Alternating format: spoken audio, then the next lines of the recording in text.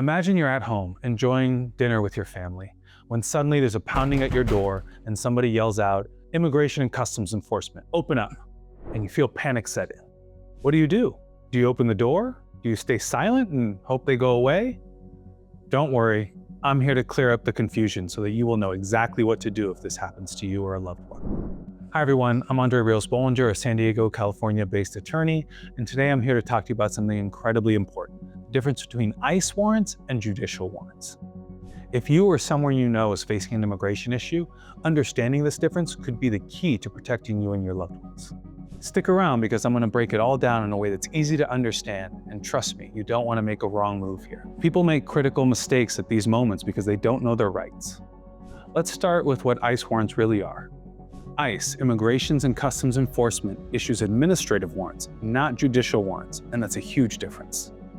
A judge does not sign an ICE warrant, and a court doesn't issue it. Instead, an ICE officer signs it, and it doesn't grant them permission to enter your home without consent. That means that if an ICE agent shows up with just an ICE warrant, you are not legally required to let them in. You can exercise your right to remain silent and refuse to open the door.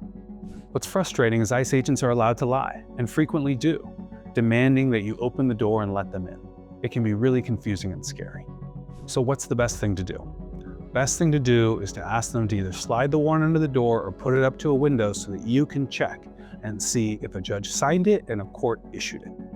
Now let's talk about judicial warrants. Unlike ICE warrants, they're signed by a judge and can allow law enforcement to enter your home.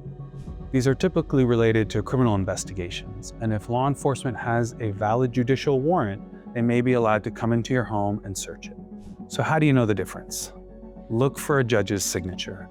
Not any signature, check to see that the person who signed that warrant is a judge. If there isn't one, then it's not a judicial warrant. It's that simple. So let's break this down. What do you do if ICE is at your door? Stay calm, take a deep breath. Panic doesn't help anybody. Stay composed and think clearly. Do not open the door unless you see a judicial warrant. You have a legal right to refuse entry unless you see a warrant signed by a judge. Ask them to show you the warrant by sliding it under the door or putting it up to a window. That way, you can see if it's a judicial warrant. If it's an ICE warrant, you don't have to comply. You have the right to remain silent. Use it. You don't have to say anything, and you don't have to sign any documents. Record your interaction with the ICE officers and record or photograph the warrant they show you. Preparation is key, so make sure you talk to your loved ones about the difference between an ICE warrant and a judicial warrant, and remaining silent and not opening the door. Call an attorney immediately. If you're unsure, contact a lawyer, someone like me, who can answer your questions and explain your rights. The most important thing is to know your rights and stand firm. Don't be afraid to exercise your rights. I hope this breakdown helps you understand the critical difference between ICE warrants and judicial warrants. Remember, knowing your rights is the first line of defense. If you found this video helpful, please give it a thumbs up and share it with somebody who needs to hear it. You can also subscribe to my channel so that you can get more legal insights. Have questions? Please drop them below in the comments and I'll do my best to answer them. Thanks for watching and stay informed.